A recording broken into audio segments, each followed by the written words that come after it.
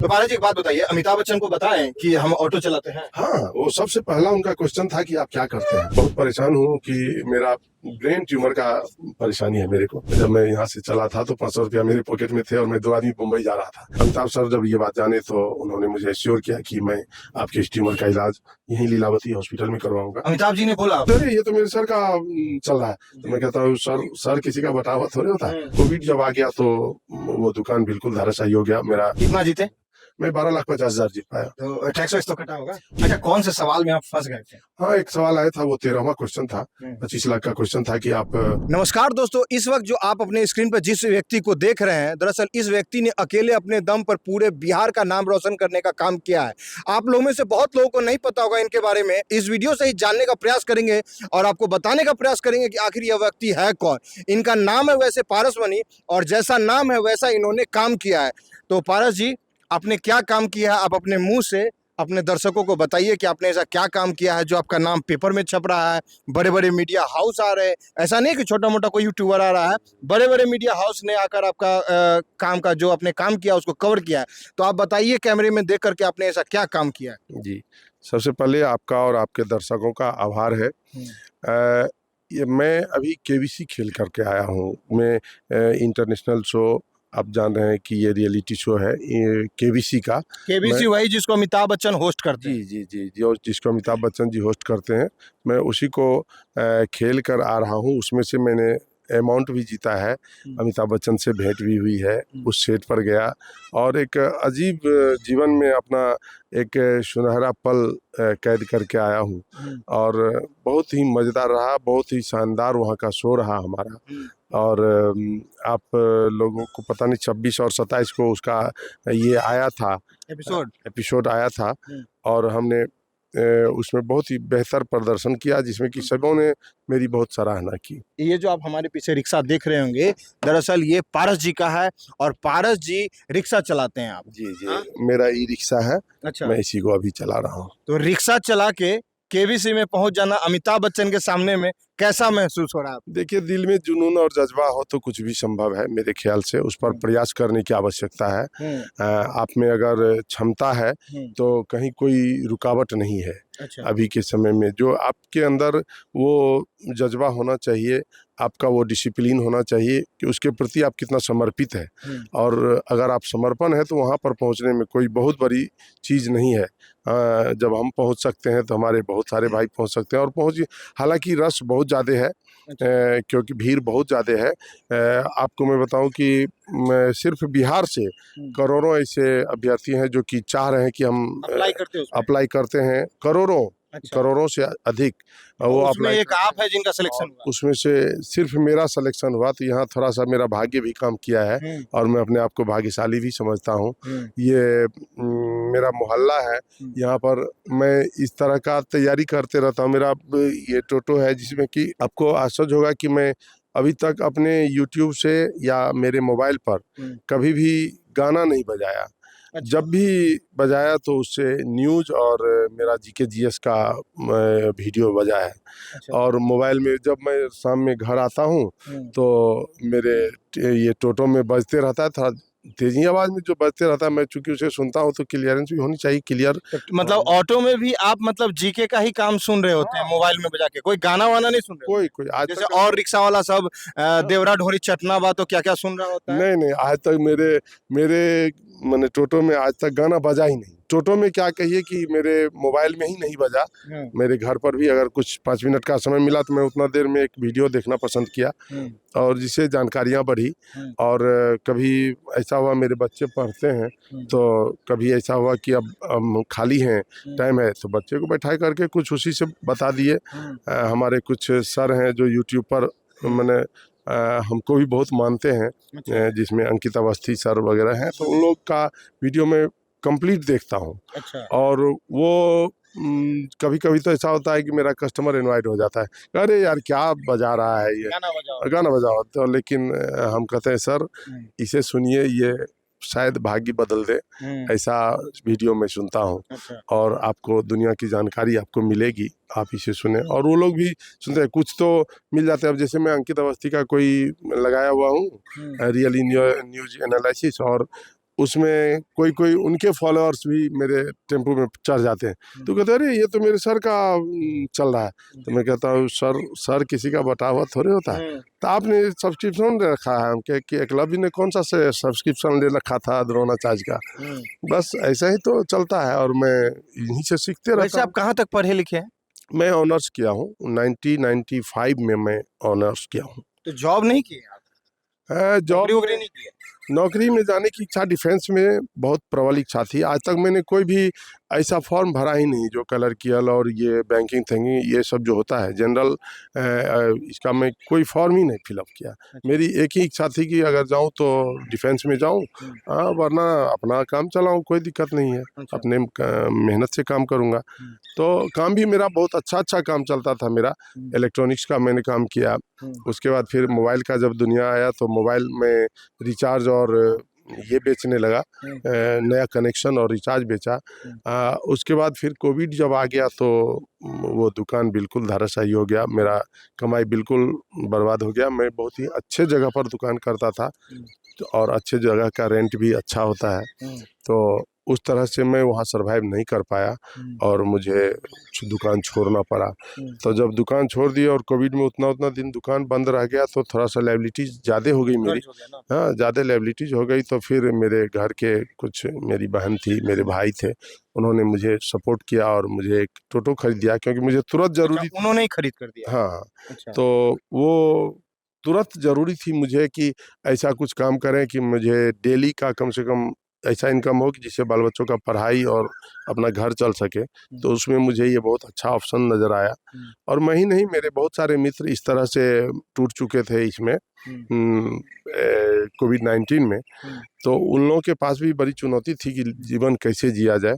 तो मैं उन्हें भी बार-बार कहता था कि तू एक काम कर, कुछ ऐसा काम कर कि डेली कुछ इनकम होने लगे, समय चलने लगेगा।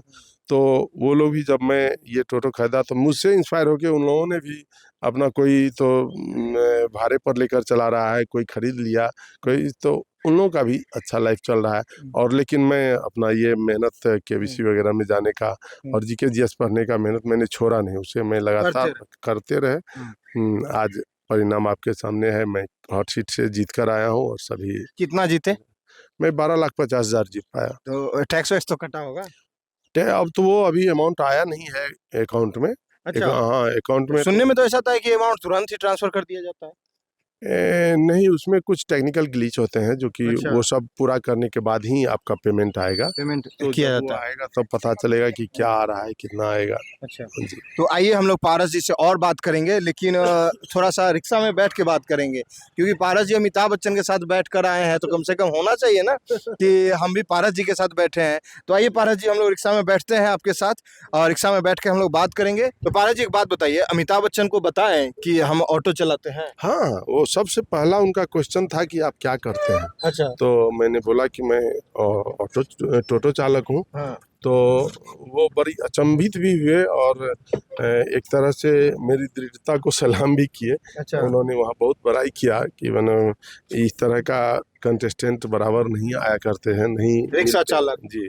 अच्छा। और आप टोटो चला करके और इतनी हिम्मत कर दिया कि आप केबीसी में आने लगे, तो ये आप मेरे लिए प्रेरणा है, हमारे दर्शकों के लिए प्रेरणा है। अच्छा। इस तरह की बातें उन्होंने बहुत की। अच्छा। और मैं चूँकि बहुत परेशान हूँ कि मेरा ब्रेन ट्यूमर का परेशानी है मेरे को। Brain tumour? क्या बोले, ब्रेन ट्यूमर है? हाँ, तो मेरी जब बिजनेस चल रही थी 2008 में मेरा हेडेक बहुत ज़्यादा हो रहा था। तो मैं जाके अपना चेकअप कराया तो मुझे ब्रेन ट्यूमर डिटेक्ट हुआ। मैं अभी भी है? हाँ, पटना में मैं एक ऑपरेशन करवाया, जो शंट लगाया, अभी वो लगा हुआ है मेरे अंदर में। और फिर उसके लिए मैं बहुत सारा हॉस्पिटल गया, पीजीआई गया, सीएमसी वेल्लोर गया, पीजीआई लखनऊ गया, एम्स गया, बहुत जगह मैं इसका ट्राई किया कि कुछ इलाज हो। तो एम्स में मेरा एक छोटा सा इलाज हुआ था, वो उसको बोलते हैं गामा नाइफ। तो गामा नाइफ मेरा इलाज हुआ, मैं उस इलाज से, लेकिन वो ट्यूमर जस का तस है, वो अभी निकला नहीं है। अच्छा। थोड़ा सा टिपिकल जगह है उस ट्यूमर का, इसलिए जो है सो वो उसका इलाज करना अभी इतना जल्दी संभव नहीं हो पाया है और लोग, डॉक्टर भी जल्दी से उसका ऑपरेशन करना नहीं चाह रहे हैं। तो अमिताभ सर जब ये बात जाने तो उन्होंने मुझे एश्योर किया कि मैं आपके इस ट्यूमर का इलाज यहीं लीलावती हॉस्पिटल में करवाऊंगा। अमिताभ जी ने बोला आपको, जी जी जी। आश्वासन दिया है कि जी। मतलब ये कंफर्म है कि हाँ होगा? हाँ हाँ, वो कंफर्म है। अब वो उन्होंने तो बोला, बड़े आदमी हैं, अब भूल जाए तो अलग बात है, लेकिन अभी तक तो ये है कि मेरा सारा रिपोर्ट भी वो मंगवा लिए हैं, अच्छा, मैंने भेज दिया है। मंगवाया है। मेडिकल रिपोर्ट मैंने भेज दिया है उनको।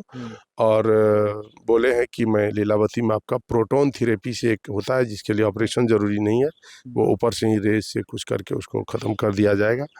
आप यहाँ आपको बुलाया जाएगा तो आप आएंगे और यहाँ पर हम आपका काम ये पारस करवाएंगे। जी, आप शादीशुदा हैं? जी जी जी। आपके कितने बच्चे हैं? 3 बेटियां हैं। और शादी तीनों का हो गया है? नहीं नहीं नहीं नहीं, तीनों पढ़ रही हैं अभी। अच्छा, हाँ तो वो। फिर वो तीनों का शादी करिएगा तो उसमें भी तो फिर पैसा खर्च होगा, हाँ हाँ, पैसा लगेगा। चुनौतियाँ चुनौतियाँ तो बहुत हैं जिंदगी में। अब एक आपको डर नहीं लगता है? डरना क्या नहीं, है। आजकल के बच्चे थोड़े थोड़े चीज से घबरा जाते हैं। हाँ आपको मान लीजिए कि आपके पास, आप ई रिक्शा चला के केबीसी तक पहुंच गए, आपके पास बच्चे हैं जिनके शादी करना है, हाँ। और फिर भी आपके अंदर डर नाम की चीज नहीं है, आप हौसला आपका बुलंद है। नहीं, डरना डरना तो नहीं है, डरना तो बिल्कुल नहीं है, क्योंकि जो काम है, ये मेरी बेटी अभी आई है कॉलेज से। अच्छा। तो मेरी 3 बेटियां हैं, तीनों पढ़ने में बहुत अच्छी हैं। हाँ, थोड़ा सा कमज़ोर पड़ जाते थे हम कि उनको कुछ ऐसी ज़रूरत होती थी जो कि मैं पूरा नहीं कर पाता पैसा था। को लेकर। हाँ, पैसे कौड़ी की दिक्कत रहती थी, और इस तरह मेरा हाल आप देख रहे हैं। तो फिर अब जब मुझे कुछ इधर से मिला है, फिर अमिताभ जी से कुछ आश्वासन भी मिल गया है कि मैं अब इन लोगों के पढ़ाई लिखाई में ज़्यादा ध्यान दे पाऊँगा। अच्छा। और मुझे उम्मीद है कि इन लोगों की पढ़ाई भी बहुत अच्छी तरह से होगी, अच्छा। क्योंकि ये पढ़ने में बहुत अच्छे हैं। पिछले साल मेरी एक बेटी 84% नंबर लाई है मैट्रिकुलेशन में। अभी वो ITI कर रही है, सेकेंड ईयर में है वो। और अच्छा। अभी जो आपने देखा, ये इस बार की है, 92% नंबर लाई है मैट्रिक में, और इस बार पॉलिटेक्निक में ये अपना निकाल ली है, तो उसमें मैंने इसका एडमिशन करा दिया है। अच्छा। और सबसे छोटी है जो स्टैंडर्ड 6 में है, जो वो पढ़ रही है, और वो भी अच्छी है पढ़ने में। तो मेरे सारे बच्चे अच्छे हैं पढ़ने में, और उनको अब थोड़ा बैकअप भी मेरा मिलेगा, तो मुझे लगता है भगवान की कृपा से वो भी अच्छे कर। पहले तो मैं ये चाहूँगा कि आपका जो ट्यूमर है उसका सर्जरी हो जाए सक्सेसफुली, फिर जो पैसा आए आप अपने घर में लगाएं, या जो भी आप अपने हिसाब से जो भी उसको करें। तो पारस जी, जैसे कि एक बात बताइए, अभी मेरे सामने में ही आपको 10 फोन आ चुका है। तो जब जब तक आप केबीसी में नहीं गए थे तो फोन आता था आपके पास कि लाइए हम आपको मदद कर देते हैं, आप इतने तकलीफ में हैं? नहीं नहीं, फ़ोन आती थी, लेकिन फ़ोन आता था कि भाई मुझे स्टेशन जाना है, तो मुझे अरे ले यार, जाओ। मतलब रिक्शा से छोड़ दो। हाँ, तो अरे यार। मेरे मतलब कि कस्टमर्स के फ़ोन आते थे। हाँ। और मैं आपको कस्टमर यहाँ पर रिक्शा वाला सब भी मिलेगा, थोड़ा-सा वो लोग परेशान रहता है। कोई मतलब कुछ तरह का नशा करता है, कोई ये कहता है, रिक्शा वाले का जो नेचर है स्मैक गांजा वांजा। उस तरह का वो रहता है। और जब मैं किन्हीं से एक बार मिल लेता हूँ, तो वो फिर मेरा परमानेंट हो जाते हैं, तो मेरा नंबर उनके पास हो जाता है, तो फिर वो बार-बार आप बुलाते उसको हैं। समझा देते हैं कि छोड़ दो ये सब चीज? नहीं, नहीं, वो नहीं, मैं कस्टमर की बात कर रहा हूँ। अच्छा, अच्छा। जो कस्टमर आ गए, मेरे साथ एक बार चले गए, हमारे विचार व्यवहार से परिचित हो गए, तो फिर वो आगे से हमको कॉल करते हैं। तो इस तरह का कॉल तो आता ही था। लेकिन ये इधर बहुत बढ़ गया जब मैं ये आया हूँ केबीसी से, तब से बहुत लोग मेरा ये फोन आ रहा है। बहुत फ़ोन कर रहे हैं सब। अभी भी देखे आपके तो अब आपको ऐसा लग रहा है कि जब तक इंसान के पास पैसा रहता है तब तक उसका पूछ होता है, एक बार पैसा नहीं तो उसका पूछताछ कोई पूछने वाला नहीं रहता है? देखिए, मेरा मानना है कि ये पैसे की पूछ नहीं है, मेरी थोड़ी-सी इंसानियत भी है। अच्छा। लोग ऐसे भी हमें मानते हैं, जो हमको जानते हैं वो हमको मानते हैं, और उनको खुशी है कि ये बंदा जीत के आया और थोड़ा इनका लाइफ आसान होगा। क्योंकि आज के समय में आप जानते हैं कि 12 लाख जीते हैं, उसमें टैक्स कटेगा, क्या होगा नहीं होगा, तो वो पैसा एनफ नहीं है एक लाइफ जीने के लिए। हाँ, आपको प्रयास करते रहना है। और उसमें अगर हमारे कोई जानकार जानते हैं कि आप जीते हैं, तो उनको खुशी बेशुमार होती है, और वो तब हमको फ़ोन करते हैं, तो अच्छा लगता है कि। अच्छा, कौन से सवाल में आप फंस गए थे? हाँ, एक सवाल आया था, वो 13वां क्वेश्चन था, 25 लाख का क्वेश्चन था कि आप गांधी जी, महात्मा गांधी के नाम से कोई पुस्तक लिखने वाले ऐसे राइटर का नाम बताइए जो महात्मा गांधी से एक बार भी मिले नहीं थे। मिले नहीं? वो रोमन रोला थे, जो फ्रेंच राइटर थे अच्छा। और सभी विदेशी राइटर थे, कौन कौन स्मिथ क्या क्या था, तो अब मैं उस किसी भी राइटर को पढ़ा ही नहीं था। तो अच्छा। अब अच्छा, बाहर के राइटर के बारे में बात हो रही थी। विदेश के राइटर थे। अच्छा। अब 25 साल से अधिक हो गया आपको पढ़ाई लिखाई छोड़े हुए, वो आप इससे यूट्यूब से और इससे क्या मतलब कि बहुत जितना किए बहुत किए। हाँ, तो इसलिए उसमें तो इस हम सवाल में आप फंस गए थे। तो फिर मैंने अब यहाँ का एक मेरे एक मित्र हैं, उनका मैंने फोन ऑफ फ्रेंड दिया था, वो हिस्ट्री के टीचर हैं यहाँ, अच्छा। अच्छे टीचर हैं। तो मैंने उनसे मदद मांगी, लेकिन वो भी फंस गए। उनको भी क्वेश्चन ही नहीं ऐसा पता था, क्वेश्चन ही ऐसा था कि वो भी फंस गए।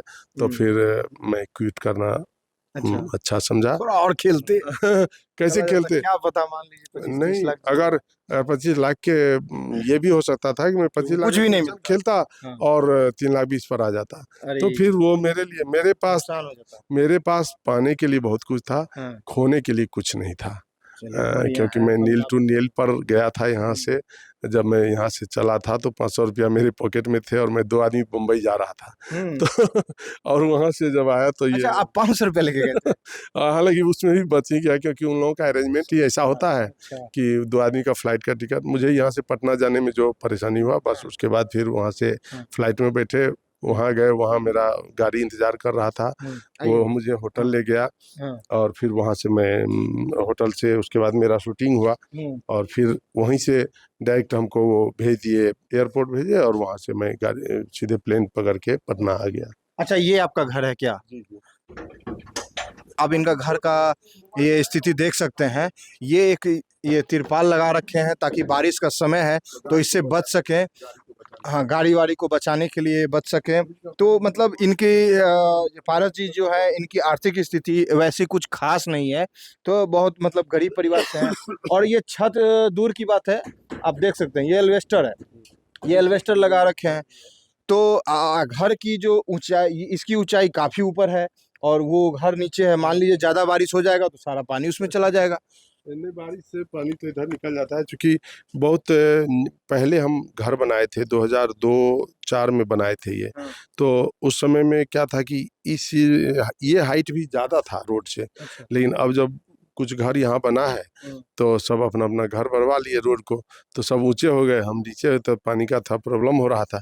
तो हमने यहाँ इसको भरवा करके ऐसा कर दिया कि तत्काल कम से कम परेशानी ना हो। और इसी तरह से मतलब भारत जी, मतलब स्थिति तो थोड़ा मतलब ठीक नहीं लग रहा। हाँ, लेकिन खुश है लेकिन चल रहे हैं। हाँ, वो लड़ना है जीवन से तो लड़ना है और क्या।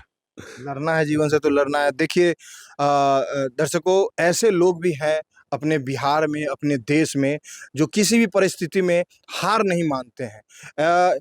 बहुत सारे लोग ऐसे हैं, वो बहाना देते हैं कि मेरे पास घर नहीं है, मेरे पास गाड़ी नहीं है। आपके पास तो घर भी नहीं है, गाड़ी तो दूर की बात है, आप रिक्शा चलाते हैं। तो ऐसे भी लोग हैं जिनको देखकर हौसला मिलता है। आगे बढ़ने की जो कोशिश है वो बनी रहती है कि आगे हम बढ़ते रहें।